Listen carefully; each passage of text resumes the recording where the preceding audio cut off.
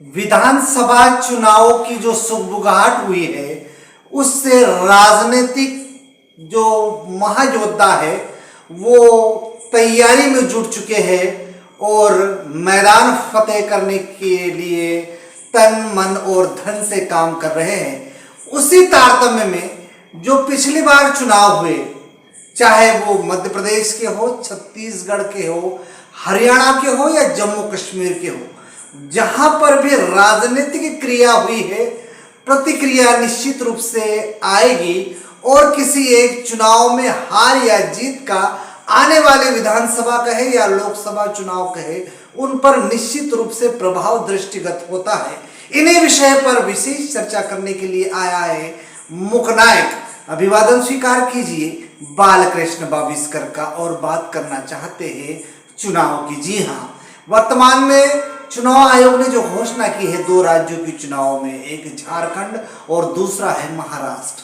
इन 2 चुनावों की राजनीतिक गतिविधियां से तो आपको अवगत कराएगा ही मुखनायक, किंतु पिछली बार विधानसभा के कुछ चुनाव हुए जिनमें मध्य प्रदेश, छत्तीसगढ़ और हरियाणा तथा जम्मू कश्मीर है।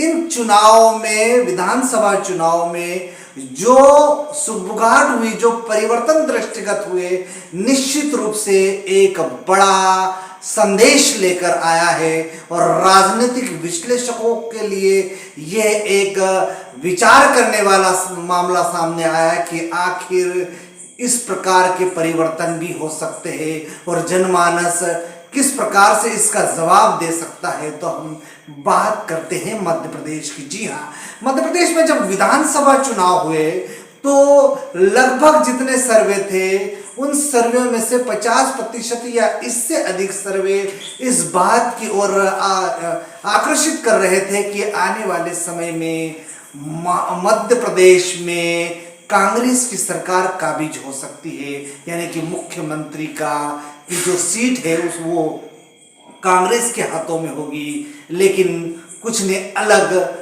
अंदेशा जाहिर किया था। लेकिन ऐसी परिस्थितियां क्या बनती है कि कांग्रेस कई बार जीत का दावा करने के बाद या तमाम एजेंसियों के सर्वे के पश्चात भी कांग्रेस चुनाव हार जाती है। इसके लिए क्या फैक्टर जिम्मेदार है, उस पर मध्य प्रदेश के संदर्भ में चुनाव के चर्चा का पहला विषय मध्य प्रदेश करते हैं। क्योंकि मध्य प्रदेश में जहां तक कांग्रेस पार्टी का मसला है, यहाँ पर कई बड़े कद्दावर नेता तो है, उसमें कमलनाथ का नाम सर्व प्रमुख होगा, क्योंकि कमलनाथ जी मध्य प्रदेश के मुख्यमंत्री रहने के साथ साथ केंद्र की सरकार में लंबे समय तक मंत्री रहने का उनके पास लंबा तजुर्बा है। इसलिए मध्य प्रदेश में भी उनका प्रभाव है और वो मुख्यमंत्री भी रहे मध्य प्रदेश में। लेकिन गुटों के कारण वो हार गए हैं, ऐसा जनमानस में विचार चल रहा है, ऐसे जनमानस में बात निकल कर या उभर कर सामने आ रही है।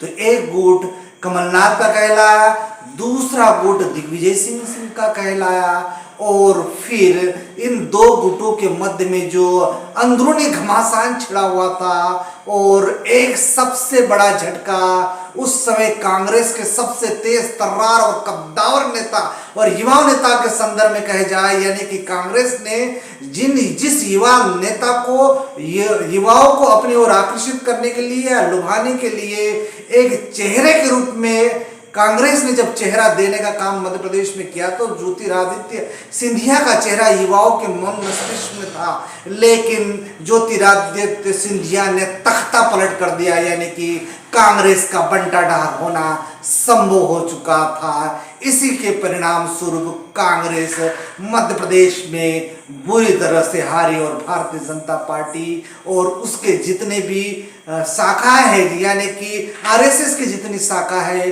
वो अपने योजनाबद्ध तरीके से अपने काम को या इस महायुद्ध को फतेह करने के लिए महायोद्धाओं को उतार कर जीत का जश्न मना चुकी है। तो ये कांग्रेस का मध्य प्रदेश में यह हाल हुआ है।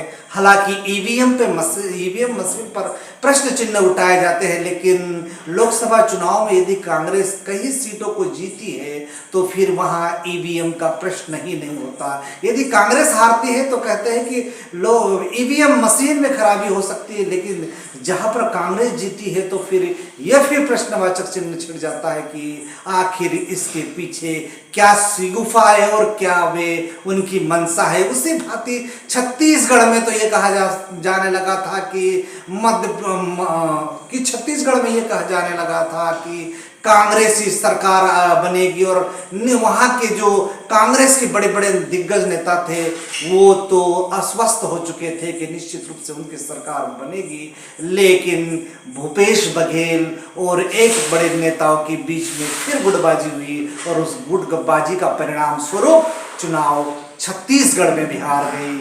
उसी भांति हम बात करेंगे हरियाणा की। जी हाँ, हरियाणा के संदर्भ में तो एक रोचक और हास्यास्पद बात यह हुई है कि जब चुनाव का परिणाम आने वाला था उससे पहले कांग्रेस की एक बैठक होती और उसमें ये तक सामने आने लगा कि कांग्रेस में कई नेताओं को मंत्रालय बांटने तक की बात साबित कि मीडिया के माध्यम से जानकारी बाहर निकल आई। तो निश्चित पशुपेश और हास्यास्पद विषय साबित हुआ जब कांग्रेस वहां पर चुनाव हार गई, क्योंकि कांग्रेस के हाईकमान इस बात को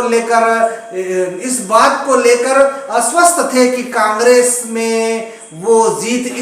की जीत वहां पर इसलिए होगी क्योंकि किसान भारतीय जनता पार्टी के विरोध में है, वहां के पहलवान भारतीय जनता पार्टी के विरोध में है और वहां की जनता की भी उनको कुछ सुगबुगाहट थी। लेकिन भारतीय जनता पार्टी के सुनियोजित योजना के सामने कांग्रेस चारों कोनों चित्त हो गई और हरियाणा में उनके राजकुमार राहुल गांधी और प्रियंका गांधी के तमाम दौरे होने के बावजूद भी वे चुनाव हार गए। हालांकि जम्मू कश्मीर के संदर्भ में एक अलग बात आई थी। जम्मू कश्मीर में नेशनल कॉन्फ्रेंस का एक अपना दबदबा है। हालांकि इसमें भी भारतीय जनता पार्टी ने कुछ सीटों को प्राप्त करके यानी कि पहले की तुलना में ज्यादा ताकत से सामने आई है, तो कहीं न कहीं ये कहा जा सकता है कि कांग्रेस भी वहां पर बहुमत में सरकार नहीं बनाई। तो इन राज्यों का क्या प्रभाव पड़ता है? मैंने कहा कि जहां पर क्रिया होती है तो प्रतिक्रिया सुनिश्चित है, इसलिए जो आने वाला झारखंड चुनाव है और महाराष्ट्र का चुनाव है उस पर भी इसकी प्रतिक्रिया सामने आ सकती है, क्योंकि महाराष्ट्र में गठबंधन लड़ रही है 6 पार्टियां, जिनमें एक महाविकास आघाड़ी और एक महायुति है। और इन दोनों के बीच में घमासान है और जनता इस बात का फैसला करेगी कि किस युति को, किस महागठबंधन को वो जिताकर आगे भेजते हैं, क्योंकि यहाँ पर कांग्रेस पूरी तरह से ताकत में नहीं है।